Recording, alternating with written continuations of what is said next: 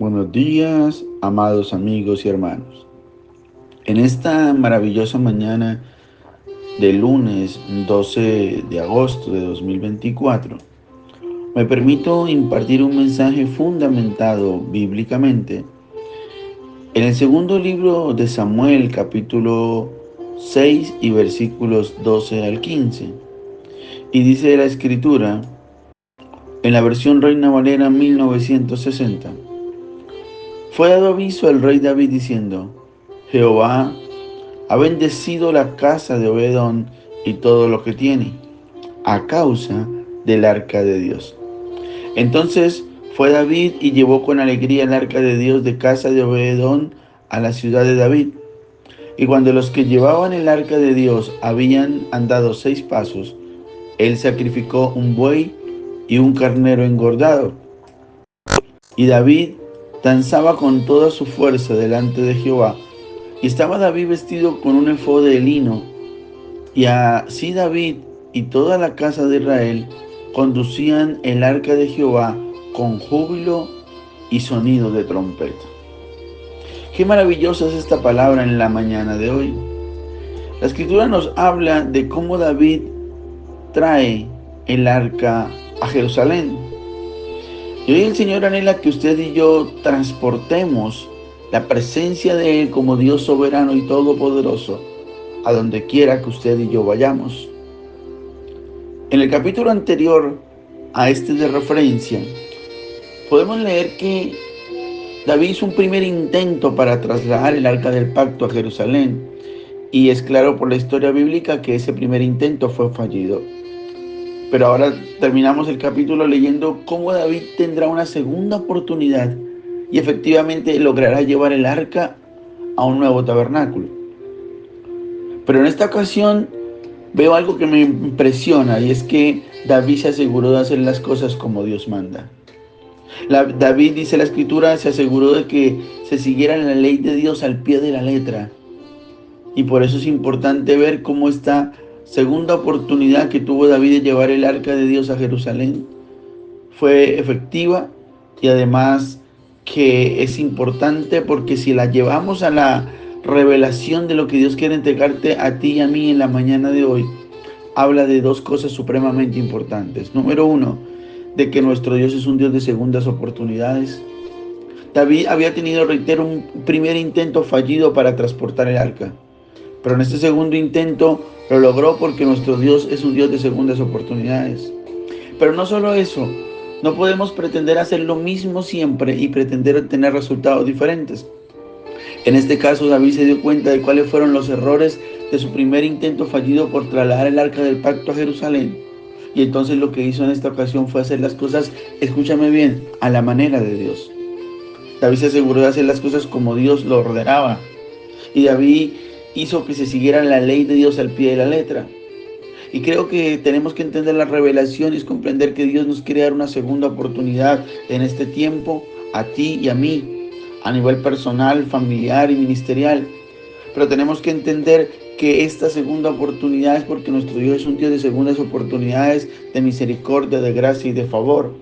Pero también Él anhela que tengamos un cambio de mentalidad, de actitud, que hagamos las cosas a la manera de Dios y no en nuestra vana manera de ser y de pensar. Y me gusta porque la palabra sigue contando en la historia que David tomó otras precauciones. No solamente siguió la ley al pie de la letra, sino dice la escritura que después de cada 6 pasos, David hizo como séptimo paso 2 sacrificios. En caso de que fuera necesario cubrir algún pecado, quizás por ignorancia, entonces David hace algo. Y vemos cómo podemos imaginar que la procesión, si me permite usar ese término, el traslado del arca tomó largo tiempo. ¿Por qué? Porque hubo sacrificio cada 6 pasos. Sin embargo, era mejor ir despacio, pero seguro. Eventualmente llegaron a Jerusalén, específicamente a un lugar que David había preparado para recibir el arca de Dios.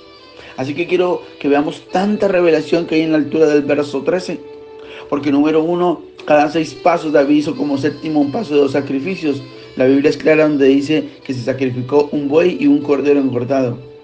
La pregunta es, ¿cuáles son los sacrificios que usted y yo hacemos a diario para poder trasladar la presencia de Dios con nosotros y hacia donde nosotros queremos llevarla. De verdad, pagamos un precio por levantarnos en la madrugada de orar, levantarnos y nuestro primer tiempo de intimidad y de comunicación sea con Dios. Realmente nuestro sacrificio es ir a entrenarnos, aprender, a sacar un tiempo para aprender de Dios y luego enseñar a otros, para asistir a la iglesia y poder recibir revelaciones que van a edificar mi vida y me van a preparar para poder ayudar a otros.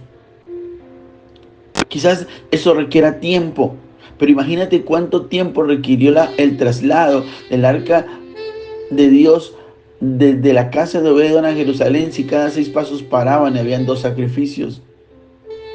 Eso nos habla también de otra revelación allí, y es de cuánto tiempo a veces se toma en que podamos lograr lo que queremos en Dios.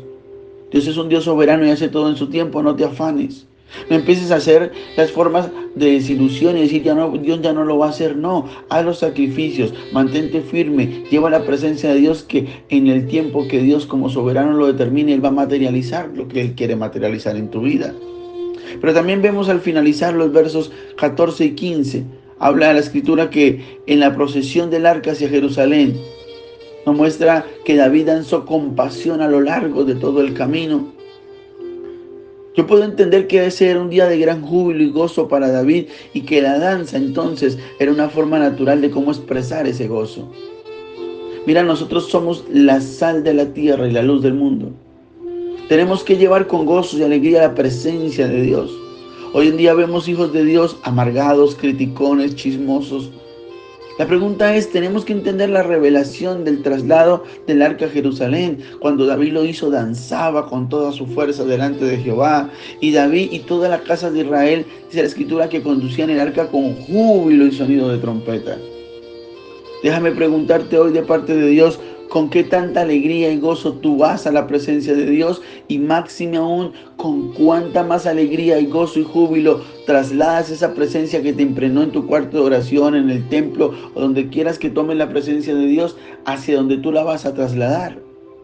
Así que hoy es un día para entender que nuestro Dios es un Dios de segundas oportunidades, que nos ama, que quiere que llevemos su presencia a todo lugar donde vayamos, pero que lo hagamos con júbilo, con alegría, con sacrificio de tiempo, de dedicación, y que podamos entender que usted y yo somos exactamente eso, portadores de su presencia, exactamente eso, gente que está llena de la presencia de Dios y tiene el deber ministerial, personal y espiritual de contagiar con júbilo y gozo a otros, porque cuando tú y yo tenemos la presencia, habrá milagros, bendiciones, prodigios y maravillas. Corre, vamos, lleva la presencia de Dios donde quiera que tú vayas, porque cosas grandes van a suceder y el Espíritu Santo va a tocar a mucha gente a causa de la unción que está en ti por la presencia de Dios, y esa será la solución para todo enfermo, todo necesitado, todo afligido, todo endeudado y toda aquella persona que tenga una necesidad y que es tan difícil y grave que solo la presencia de Dios